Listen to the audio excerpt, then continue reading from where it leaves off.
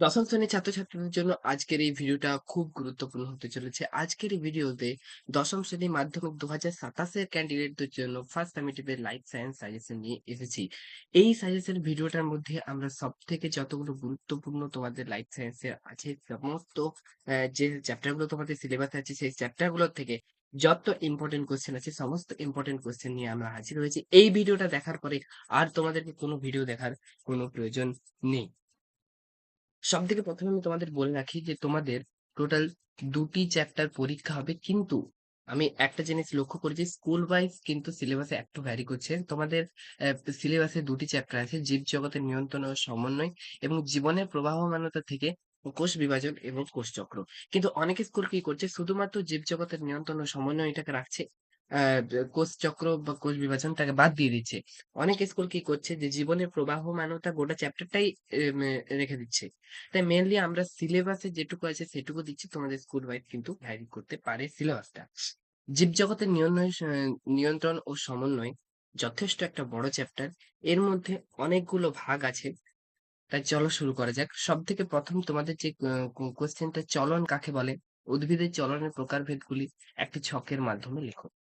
Nastic চলন, geotropic চলন, hydrotropic চলন, ফোটোট্রপিক চলন যত রকম চলন আছে সমস্ত চলন থেকে কিন্তু তোমাদের কোশ্চেন আসতে পারে এবং এই চলনগুলো পরীক্ষার দ্বারা আম যে তোমাদের বুঝিয়ে দিতে বলবে এরকম কোশ্চেন থাকতে পারে। অক্সিন হরমোনের উৎস এবং কাজ লেখো এটা তোমাদের এমসিকিউ এ আসতে পারে, এসিকিউ এ আসতে পারে, সবেতে কিন্তু আসতে পারে। জিব্বেরেলিন হরমোনের উৎস লেখো এবং কাজ লেখো। উদ্ভিদের ফটোট্রপিক চলন নিয়ন্ত্রণে অক্সিনের ভূমিকা লেখো। হরমোন কাকে বলে? এই কোয়েশ্চেনটা অনেকভাবে ঘুরিয়ে দিতে পারে। যেমন আ হরমোনকে রাসায়নিক সমন্বয় কেন বলা হয়? এই সমস্ত ধরনের কোয়েশ্চেন কিন্তু দিতে পারে। তাই একটাই উত্তর হবে। ২ টি সংশ্লিষ্ট অক্সিনের হরমোনের নাম লেখো। কৃষিকার্যে জিব্বেরেলিনের ভূমিকা, রিচল্যান্ড প্রতিক্রিয়া কি? হাইপোথ্যালামাসকে কিভাবে পিটুইটারি গ্রন্থি ক্ষরণ করে? থাইরয়েড গ্রন্থির অবস্থান ও এই গ্রন্থি নিঃসৃত হরমোনের কাজগুলি লেখো। অগ্ন্যাশয়কে মিশ্রক গ্রন্থি বলে কেন? এই গ্রন্থির অন্তঃক্ষরা অংশ থেকে ক্ষরিত হরমোনের নাম লেখো। শুক্রাশয়ের অবস্থান এবং এই গ্রন্থি নিঃসৃত হরমোনের কাজগুলি লেখো। স্নায়ুতন্ত্রের কাজগুলি লেখো। হ্যাঁ, অথবা স্নায়ুতন্ত্রের প্রয়োজনীয়তা কি? চিত্রসহ স্নায়ুকোষের নিউরন গঠন। দেখো তোমাদের একটা কথা বলে রাখি, তোমাদের মধ্যে 95% 99% স্কুলে কিন্তু তোমাদের নিউরনের চিত্র গঠন করতে দেবে। তোমাদের ৫ মার্কসের একটা কোয়েশ্চেন থাকবে সেখানে তোমাদের বলবে যে নিউরনের গঠন সহ বর্ণনা করো অথবা দেয়া থাকবে একটি উম বিজ্ঞানসম্মত নিউরনের চিত্র লেখো এবং এই অংশগুলোকে অ্যা ম্যা চিহ্নিত করো। এরকম ধরনের কোয়েশ্চেন কিন্তু তোমাদের নিউরন থেকে একটা আসবে। নিউরন অবশ্য প্র্যাকটিস করে যাবে। সাইন্যাপস কাকে বলে? মস্তিষ্ক কাকে বলে? প্রতিব্বর্ত ক্রিয়া কি? প্রতিব্বর্ত ক্রিয়া তো পড়বে তার সঙ্গে কিন্তু এই ছকের মাধ্যমে আলোচনা বা এই চিত্র আঁকো কিন্তু পড়বে। মানব চক্ষুর বিভিন্ন অংশের অবস্থান, বৈশিষ্ট্য, কাজের সারণী লেখো। মানব চক্ষুর ছবি তোমাদের সাধারণত ফার্স্ট টার্মিতে পরীক্ষায় দেয় না। কিন্তু তোমাদের মাধ্যমিক ২০২৭ এর জন্য কিন্তু মানব চক্ষুর পরীক্ষা খুব ইম্পোর্টেন্ট। তাই তোমরা কিন্তু এখন না হলেও মানব চক্ষু কিন্তু প্র্যাকটিস করে যাবে। এখন আমি বলব না ফার্স্ট টার্মিটিভ প্র্যাকটিস করা অত্যন্ত প্রয়োজন আছে। কারণ কি ফার্স্ট টার্মিটিভে তোমাদের পড়ার চান্স কিন্তু কম মানব চক্ষুর ছবি। গুরু মস্তিষ্কের কাজ লেখো খুব ইম্পোর্টেন্ট কোয়েশ্চেন। তারপরে চোখের যে রোগগুলো আছে মায়োপিয়া, হাইপারোপিয়া, প্রেসবায়োপিয়া, ছানি, ক্যাটারাক্ট এই সবগুলো কিন্তু তোমাদের খুব ইম্পোর্টেন্ট। উপযোজন কাকে বলে? উপযোজনের মাধ্যমে চোখে কিভাবে কাছের দূরের বস্তু দেখতে সক্ষম সেটা বর্ণনা করো। মাছের গমনের সঙ্গে জড়িত অঙ্গের নাম লেখো, গমনে তাদের ভূমিকা লেখো। ৫ মার্কসের জন্য খুব ইম্পোর্টেন্ট একটা কোয়েশ্চেন। মানুষের বিপদ গমন পদ্ধতি বর্ণনা করো, খুব ইম্পোর্টেন্ট একটা কোয়েশ্চেন। পাখির উড্ডয়ন কৌশলটি বর্ণনা করো। চলন ও গমনের মধ্যে পার্থক্য। এটা তোমাদের ৩ মার্কসের কোয়েশ্চেন কিন্তু ইজিলি আসতে পারে। নেক্সট তোমাদের জীবনের প্রবাহমানতার ১ম চ্যাপ্টার কোষ বিভাজন এবং কোষচক্র। অনেক স্কুল কিন্তু এই চ্যাপ্টারটাকে বাতিল করে দিয়েছে। আবার অনেক স্কুল এমন দেখা গেছে যে জীবনের প্রবাহমানতা গোটা চ্যাপ্টারটাকেই দিয়ে দিয়েছে। কিন্তু সেভাবে তোমাদের ফার্স্ট সামেটিভ সিলেবাসে কিন্তু একমাত্র কোষ বিভাজন এবং কোষচক্র আছে।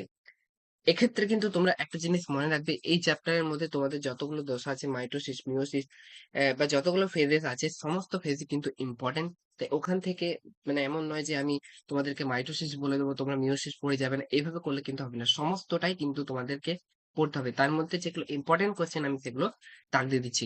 ক্রোমোজোম কাকে বলে? ক্রোমোজোমের ডিএনএ এবং জিনের আন্তঃসম্পর্ক ব্যাখ্যা করো। ইউক্যারিওটিক ক্রোমোজোমের বহির্গঠন বা অঙ্গসংস্থান সম্পর্কে সংক্ষিপ্ত ধারণা দাও। কোষচক্র কাকে বলে? কোষচক্রের বিভিন্ন দশাগুলির চিত্রসহ বর্ণনা করো। কোষচক্রের যতই দশা আছে সমস্ত দশাগুলোই কিন্তু তোমাদের ইম্পোর্টেন্ট।